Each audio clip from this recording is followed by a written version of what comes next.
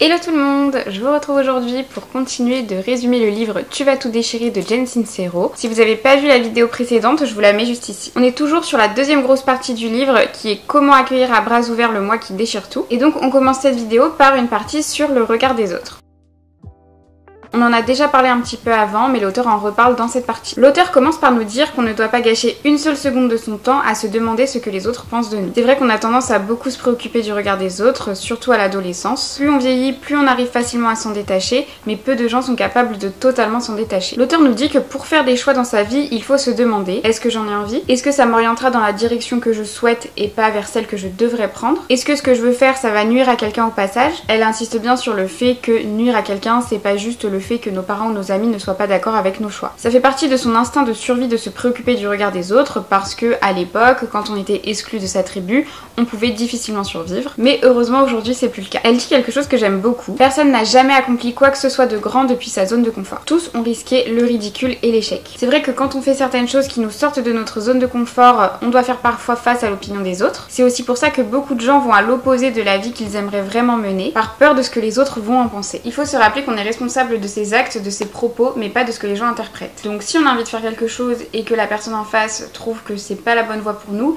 c'est son interprétation, mais si c'est vraiment ce qu'on a envie de faire, il faut le faire. Elle dit que deux personnes qui vivent la même expérience peuvent avoir deux avis très différents. Ça, j'en ai déjà parlé plusieurs fois avant. Elle donne l'exemple de deux personnes qui vont voir le même film au cinéma. L'une peut être très touchée par le film et l'autre le trouver complètement nul. Elle dit, je cite: ce que les autres pensent de vous n'a rien à voir avec vous, mais tout avec eux. Elle dit qu'il faut réussir à se détacher des critiques, mais aussi ne pas rechercher constamment les compliments venant d'autres personnes pour savoir si on est assez bien ou assez doué. Comme on l'a vu, c'est important d'accepter les compliments, mais quand on recherche toujours l'approbation d'un avis extérieur, on base son estime de soi sur l'opinion des autres, donc finalement c'est eux qui ont le pouvoir et on va être dépendant d'eux pour agir. Ce qui compte, c'est ce qui est vrai pour soi. Il faut rester connecté à ce qu'on veut vraiment. Le reste, c'est la réalité des autres, donc ça ne nous concerne pas. Mon avis, c'est que je pense effectivement que le regard des autres, ça peut avoir beaucoup d'impact. J'ai dit plein de fois que personnellement, j'y accordais beaucoup d'importance, surtout au collège et au lycée, mais je pense comme beaucoup de personnes. Comme elle le dit bien, plus on vieillit, plus on grandit, plus on évolue et moins on accorde d'importance au regard des autres. Et c'est vrai que ça fait du bien, on se sent beaucoup mieux. Bien sûr, je pense qu'il sera toujours présent à des degrés différents en fonction de chaque personne, mais vous connaissez peut-être cette phrase qui dit: la vie des autres, c'est la vie des autres. C'est pas forcément facile de s'en détacher, mais c'est tellement important pour son propre bonheur. Il faut vraiment se dire, de toute façon, tout le monde a toujours un avis sur tout et on peut pas plaire à tout le monde, c'est comme ça. En vrai, le dire à l'oral, ça m'aide aussi moi à l'intégrer. Même si on cherche à plaire au plus grand nombre,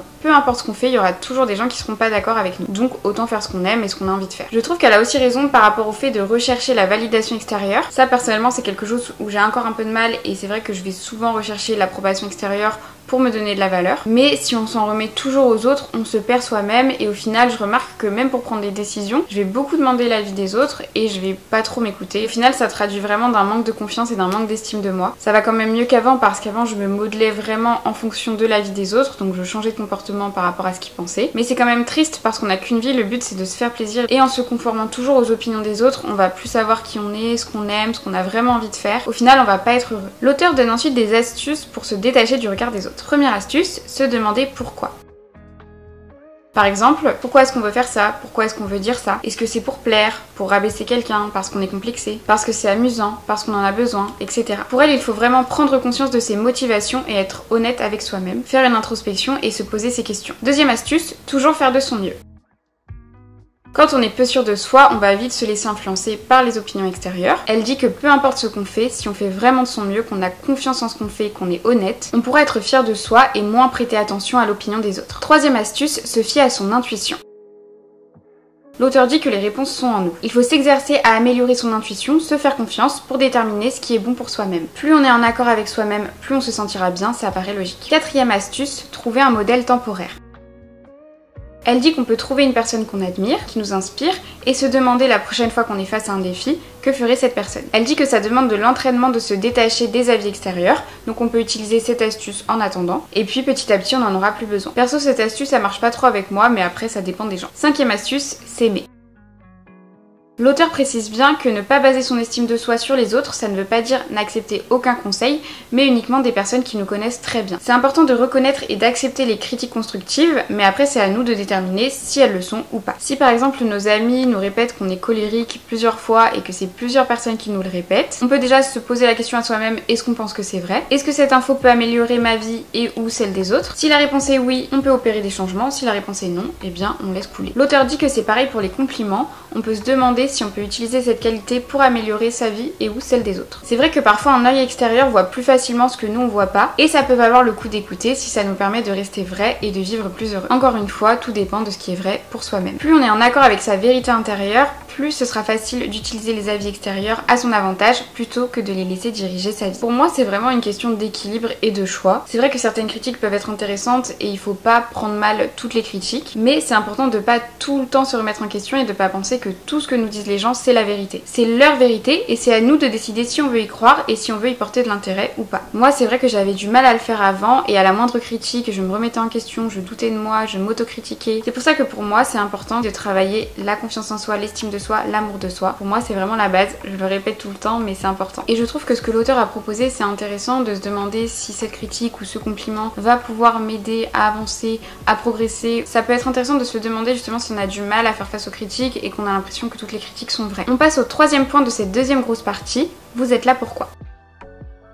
Dans cette partie, l'auteur dit qu'on a tous un don, un talent, une vocation. Certains ne savent pas forcément ce que c'est, donc elle donne des astuces pour trouver sa vocation. Elle nous dit déjà de passer à l'action. On passe beaucoup de temps à réfléchir à si on doit faire quelque chose, comment on doit le faire. Elle dit qu'il faut agir même si on ne sait pas forcément où ça va nous mener. Trouver le point de départ, se laisser porter, voir où ça mène, se fier à son instinct et à ce qu'on pense bon pour soi. Elle dit, je cite, la plupart des réponses sont révélées par l'action, pas par la pensée. Même si on est dans le flou, c'est important de rester attentif aux suggestions, aux opportunités qui se présentent et à ce qu'on ressent. Elle dit de faire un premier pas dans la direction qui nous semble la bonne et voir où ça nous mène. Une fois ce premier pas fait, faire de son mieux, voir où on atterrit et apprécier l'endroit où on est pour continuer à avancer, même si on n'est pas à l'endroit qu'on avait imaginé à la base. Elle dit, je cite, tout ce qu'on fait sur le chemin contribue à définir la destination. L'auteur dit aussi qu'il faut être reconnaissant pour toutes les choses qui nous aident à construire la vie de nos rêves, même si par exemple il faut prendre un petit boulot qu'on n'aime pas forcément pour pouvoir à côté travailler sur sa passion. Elle dit que ça élève la fréquence et que ça attire les gens et les opportunités qui nous orienteront dans la direction qu'on veut. Donc garder son objectif en tête et être reconnaissant de s'en approcher petit à petit. Autre astuce qu'elle nous donne, c'est déterminer ce qui nous fait nous sentir vivants. Si on s'intéresse à quelque chose, on peut partir de là, ça peut nous aider à trouver notre vocation. Elle dit qu'on peut aussi observer ce qui nous donne envie dans la vie des autres. Qu'est-ce que les autres font qu'on aimerait faire? Par exemple, ça peut être voyager, travailler seul ou autre chose. Plus on trouve des choses précises, plus on pourra décrire ce qu'on veut vraiment. Si on n'a pas encore trouvé sa vocation, c'est pas grave. Elle dit qu'on en aura sûrement des différentes au cours de sa vie.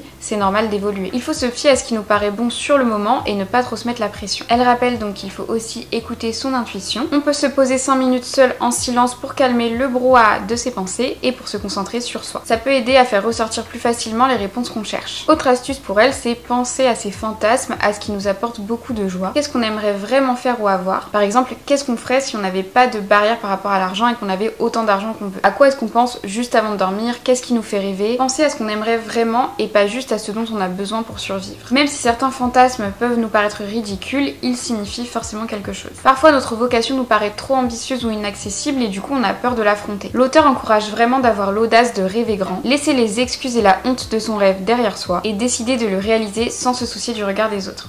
Ça c'est vrai que c'est l'idéal, après il peut toujours y avoir des contraintes bien sûr. Mais dans l'idée je suis quand même assez d'accord. Elle rajoute qu'il vaut mieux être haï pour ce qu'on est qu'être aimé pour ce qu'on n'est pas. Du coup par rapport à cette partie sur le regard des autres, et notamment sur le fait de passer à l'action, de pas trop réfléchir et de faire les choses, c'est vrai que moi personnellement en tant que perfectionniste j'avais du mal à faire les choses, j'avais besoin de réfléchir énormément, de me poser énormément de questions, de trouver les moindres détails pour que ce soit parfait à mes yeux. Je préférais ne pas faire quelque chose que de mal le faire selon mes propres critères. Mais finalement je me suis rendu compte qu'à force de penser comme ça, on fait rien et du coup c'est dommage. On a envie de faire des choses mais on les fait pas, on est frustré, on reste dans sa petite bulle, dans sa zone de confort, dans son cadre qui nous plaît pas forcément. Je suranalysais vraiment tout ce que je voulais faire mais à force de trop réfléchir, je passais pas à l'action. Du coup je me répète souvent une phrase que mon conjoint m'a dit, c'est qu'il vaut mieux quelque chose de fait que de parfait. Bien sûr c'est bien de se donner les moyens de réussir quelque chose, de faire en sorte que ce soit bien, mais pour moi il faut quand même trouver un équilibre, c'est comme tout, ne pas être trop exigeant avec soi-même et tenter quelque chose. Dans tous les cas c'est en essayant, en se trompant, en réajustant qu'on va s'améliorer. Et pour moi c'est aussi en faisant les choses qu'on apprend le mieux. Pour moi la pratique est beaucoup plus efficace que la théorie.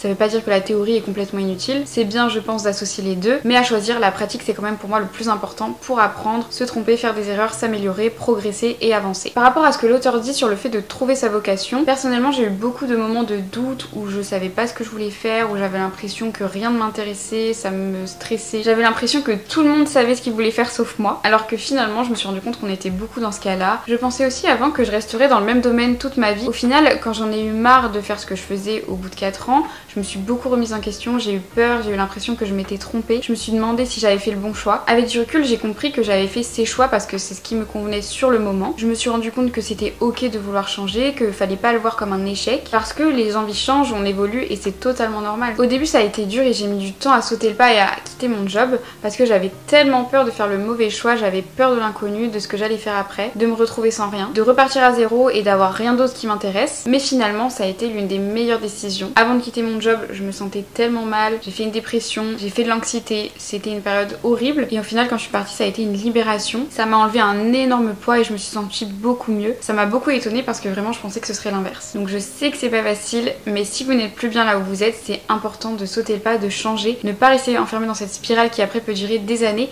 et au final avec du recul on se rend compte que c'est trop tard et que on aurait aimé faire d'autres choix. C'est vrai que ça fait peur, mais c'est hyper important d'aller au-delà de ces peurs. Bien sûr ça dépend du contexte, de la situation de chacun. Après moi je suis une personne qui a besoin de me rassurer, donc j'avais besoin d'avoir quand même quelques garanties de sécurité. Au final j'en avais pas énormément, mais je me suis raccrochée à quelques petits trucs et ça m'a aidé quand même à sauter le pas. C'est vrai que pendant 4 ans j'ai beaucoup aimé ce que j'ai fait. Je savais qu'il fallait tourner la page parce que ça me faisait plus kiffer tout simplement, mais ça veut pas dire que je regrette puisque j'ai vraiment adoré et je me dis que en fait il faut profiter de chaque période de la vie, chaque cycle de la vie et aussi rester sur une bonne note de fin.